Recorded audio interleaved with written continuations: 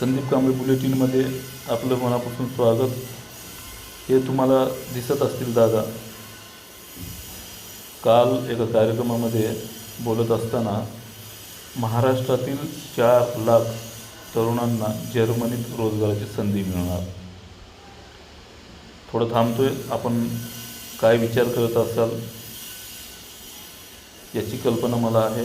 बघूनच, कल्पना करूनच मनातल्या मनात आनंद झाला.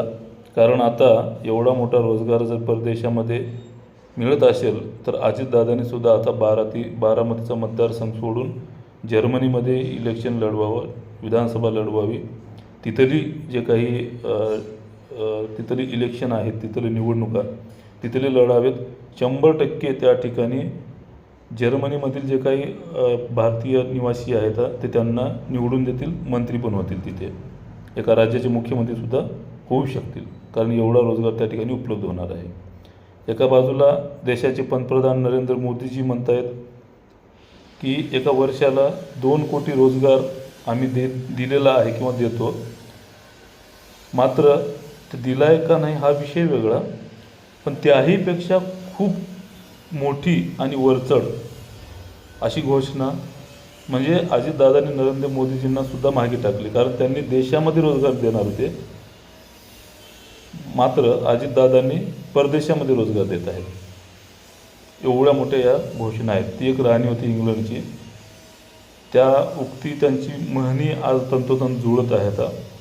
ती इंग्लंडची राणीकडे जेव्हा राज्यामध्ये देशामध्ये भूकमारी व्हायची तेव्हा ते राणीकडे गेले होते ब्रिटिश काळामध्ये, आम्हाला जेवायला द्या वगैरे म्हणून अशा पद्धतीचं त्यांच्याकडे यातना करत होते, विनंती करत होते.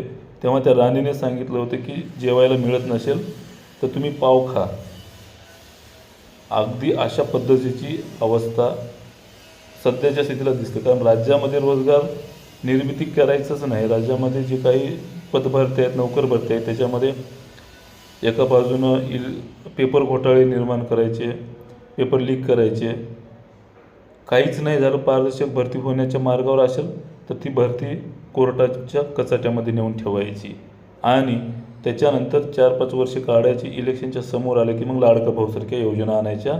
ॲप्रेंटिसमध्ये 2-3 महिन्यासाठी त्या ठिकाणी कंत्राट पद्धतीनं 10-12 हजारावर घ्यायचं आणि त्याचासुद्धा गवगवा करायचा.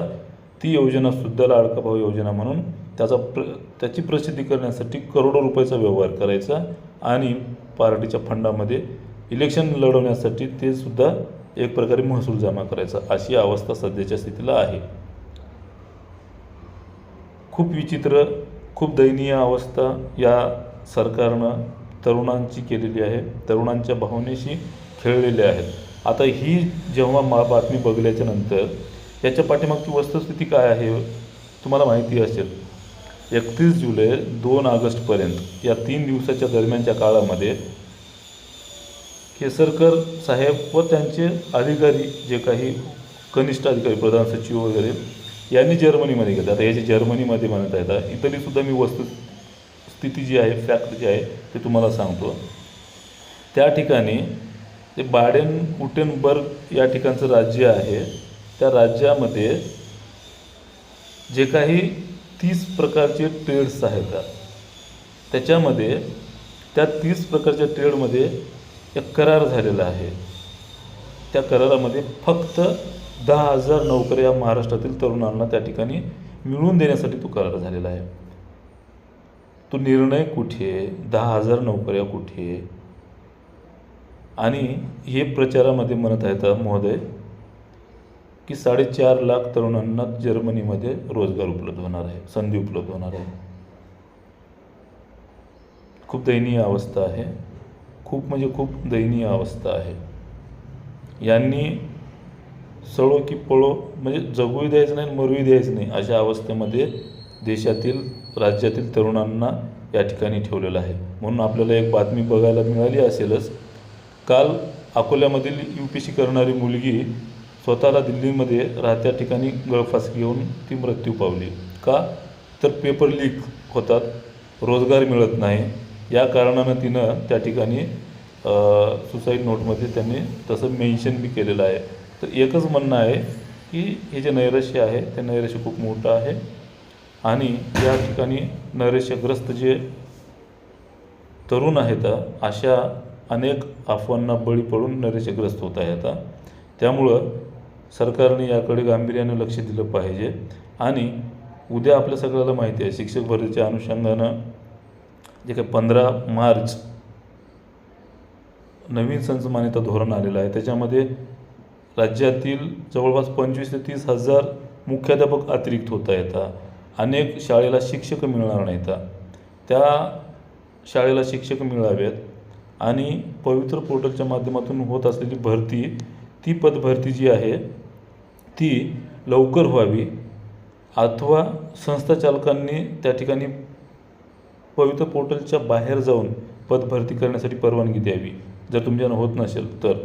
म्हणून उद्या शिक्षक संघटनांचा जे काही संप आहे 6 तारखेला उद्या शाळा बंद आंदोलन आहे. त्याच्यामध्ये हे दिसत असेल तुम्हाला, यामध्ये ज्या मागण्या आहेत त्या संघटनेच्या, शाळा तिथे मुख्याध्यापक पद मंजूर करावे जे पूर्वीच्या संच मान्यतेनुसार आहे, मात्र नवीन संच मान्यता धोरणानुसार ते रद्द करण्यात येणार आहे.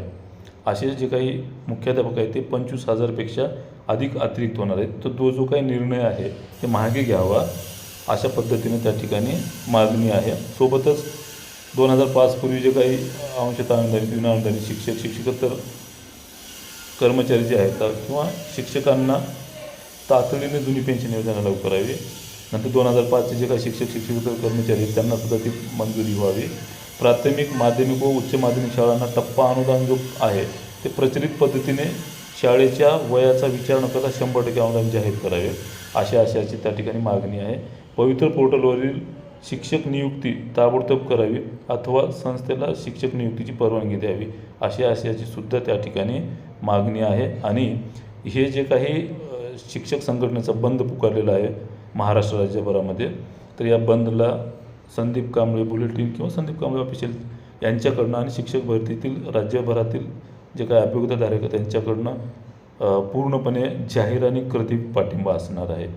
सोबतच आपल्याला अजून एक बाब आहे, कदाचित इथे नाही येते सरफेसमध्ये आला असं तर दाखवलं असं. सामनामध्ये जे काय आहे की शिक्षण मंत्र्यांवर खूप ताशेरे उडवलेले आहेत. बोलघेवडा शिक्षण मंत्री केसरकर साहेब अशा पद्धतीचं त्या ठिकाणी सांगण्यात आलेलं आहे. अनेक वेळा सामनामधून त्या ठिकाणी शिक्षण विभागाशी किंवा शिक्षण क्षेत्रावर ताशेरे उडवले जातात, मात्र याच्यामध्ये त्यावर कृती मात्र करताना दिसत नाही. कुठेतरी आता या ठिकाणी न्यायिक म्हणजे अभियोगताधारकांना, तरुणांना न्याय मिळण्यासाठी कुठेतरी आता याच्यामध्ये लढा आक्रमक केल्याशिवाय पर्याय नाही. तुर्तास मित्रांनो इथेच थांबतो. उद्याच्या या आंदोलनात आपण जर उपस्थित असाल शाळा बंद आंदोलनात तर नक्कीच सहभाग घ्या. इथेच थांबतो. याच्यापेक्षा काही वेगळं आजच्या बुलेटिनमध्ये आणि याच्यापेक्षा काही वेगळं असेल तर बुलेटिनमध्ये भेटूया दुसऱ्या व्हिडिओमध्ये. धन्यवाद. जय भीम, जय शिवराय मित्रांनो.